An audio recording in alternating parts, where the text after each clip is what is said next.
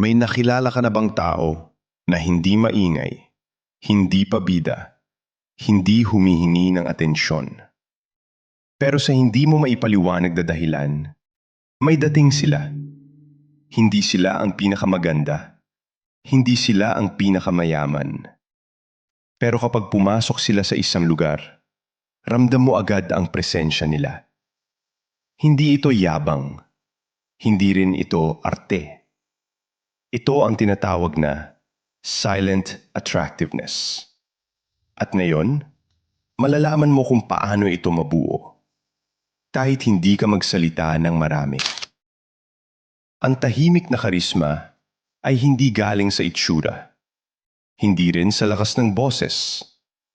Galing ito sa kung paano mo dalhin ang sarili mo. Paano ka kumilos at paano ka manatiling buo kahit walang pumapansin. Batay ito sa Stoic wisdom. Hindi ka magpapanggap, hindi ka magbabago ng personalidad. Palalakasin mo lang ang kung sino ka na talaga. Yakapin ang tunay na kalayaan. Isa sa pinakakaakit-akit na ugali ng isang tao ay ang hindi niya kailangan ng validation. Hindi dahil wala siyang pakialam sa iba, kundi dahil kilala niya ang sarili niya. Ang taong hindi naghahabol ng papuri ay mas pinapakinggan. Ang taong hindi naghahabol ng atensyon ay mas napapansin. Tahimik, pero malakas. Mga palatandaan, hindi ka nagkukumpara, hindi ka pabida. May sarili kang paninindigan, kaya mong mapag-isa. Sabi ni Marcus Aurelius, ang payapa sa sarili, payapa rin sa mundo. Masterin ang silent elegance. Sa mundo ng ingay, ang kalmado ay kakaiba. Hindi ka kailangang maging pinakamadaldal. Minsan, sapat na ang maayos na tindig kalmadong kilos at tamang salita sa tamang oras. Ang taong nagsasalita lang kapag may saysay ay mas pinapakinggan. Ang taong hindi nagrereklamo ay mas iginagalang. Tandaan, ang tunay na lakas ay hindi maingay. Ang lihim ng tunay na sopistikasyon.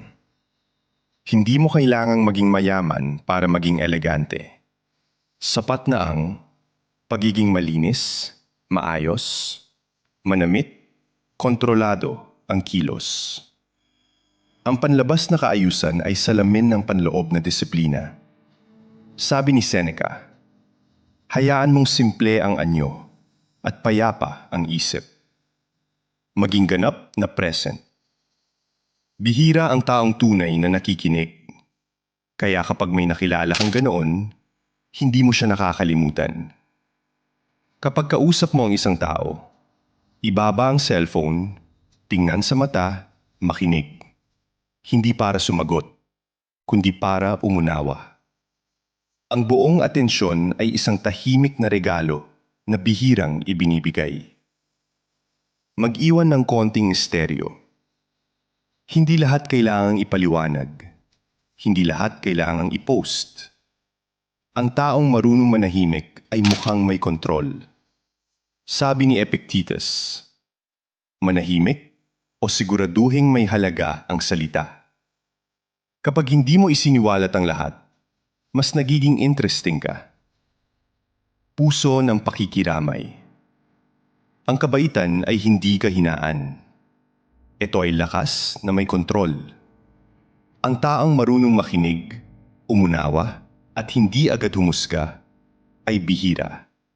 At ang bihira, laging may halaga. Hindi mo kailangang maging maingay para mapansin. Hindi mo kailangang magpanggap para respetuhin. Kapag buo ka sa loob, kalmado sa kilos, at malinaw sa isip, ramdam ka. Tahimik, pero malakas.